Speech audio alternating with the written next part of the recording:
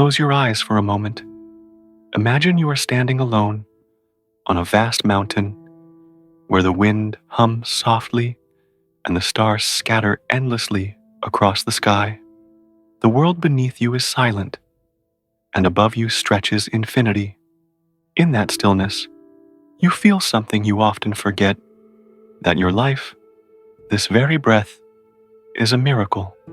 Among billions of hearts beating, among countless galaxies, there is only one you, unique, irreplaceable, necessary. And yet, how often do we forget this truth? How often do we bury it beneath the weight of problems, regrets, and fears? We wake up each morning already bracing ourselves for battle, against the demands of work, against the expectations of others, against our own restless thoughts. We chase happiness as if it were a finish line at the end of life's race, not realizing we are running in circles, further and further from the peace we seek.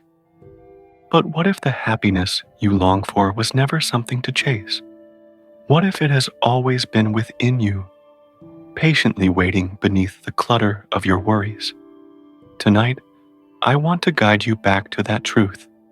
Tonight, I want to help you peel away the layers of mistakes, comparisons, and fears that have clouded your soul. Tonight, I want to remind you that happiness is not lost. It is simply waiting to be uncovered. Let us begin with problems, because this is where most of us live, inside the endless labyrinth of things we must fix. We say to ourselves, once this is solved, I'll be happy. Once I have this, I'll feel peace. Once I get there, I'll rest. But problems never end. They arrive like waves. Solve one, and another rises. Imagine standing on a shore, frantically trying to push the ocean back with your hands.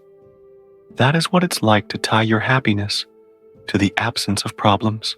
Marcus Aurelius, the great Stoic emperor, once said, "If you are distressed by anything external, the pain is not due to the thing itself, but to your estimate of it. And this you have the power to revoke at any moment." Problems do not steal happiness. It is our relationship to them that decides whether we break or grow. The same boiling water that softens a potato hardens an egg. The same fire that melts wax formless also forges iron unbreakable. The question is not whether problems exist, but what they make of you. Think about mistakes now, the shadows we drag behind us.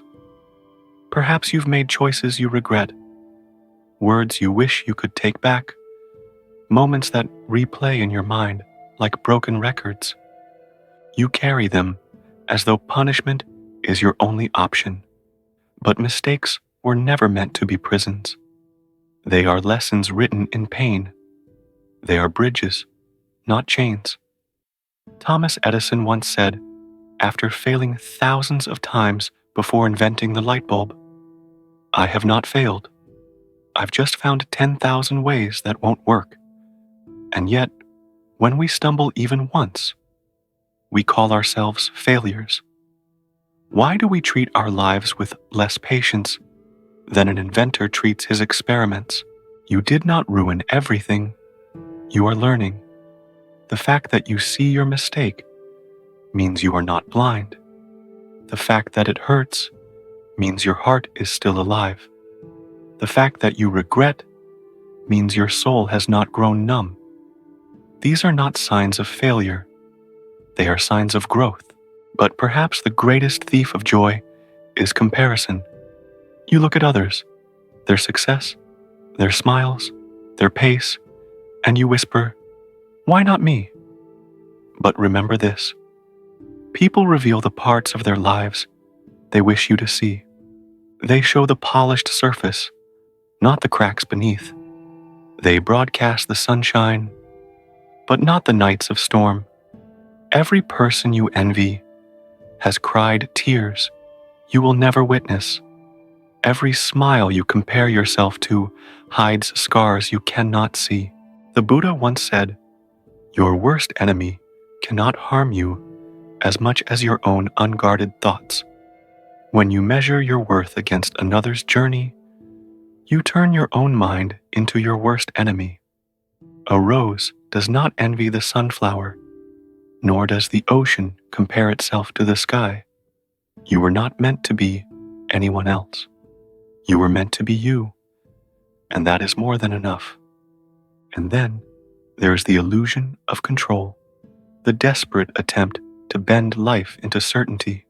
We want to predict outcomes, secure guarantees, and avoid pain. Yet life does not obey. It bends where it chooses, storms when it wills, and shifts in ways we cannot foresee. Control is the rope we grip until our hands bleed, forgetting we could simply open them and let life carry us forward. The Stoics taught that we cannot control what others say, what tomorrow brings, or when storms arrive. We can only control one thing, our response. That is your kingdom. That is your throne. That is your unshakable freedom. Happiness begins when you release the illusion of controlling everything and instead master the art of responding with calm strength. Like a river, you cannot control where it bends, but you can choose how to sail. But there is another silence we rarely speak of, the silence we run from. We drown it in noise, distractions, endless scrolling, and busyness. We fear being alone with our thoughts, but silence is not the enemy. Silence is the mirror that reflects your soul. Silence is where your true voice rises, the one buried beneath the world's chatter. It is in silence that wounds begin to heal. Rumi, the great poet, once wrote, "The quieter you become, the more you are able to hear." So, instead of fearing silence, embrace it. Let it hold you. Let it remind you that beneath everything, beneath problems, mistakes, comparisons, and illusions, you are already whole. Now, ask yourself, how long will you continue carrying weights that were never yours to bear? How long will you let past mistakes choke tomorrow's joy? How long will you measure your life against others and bleed your soul dry in the name of control? Life is too brief. Happiness is too precious. And you're too rare to waste another day like this. So, I invite you tonight, not tomorrow, not one day, but now to release. Let the burden fall.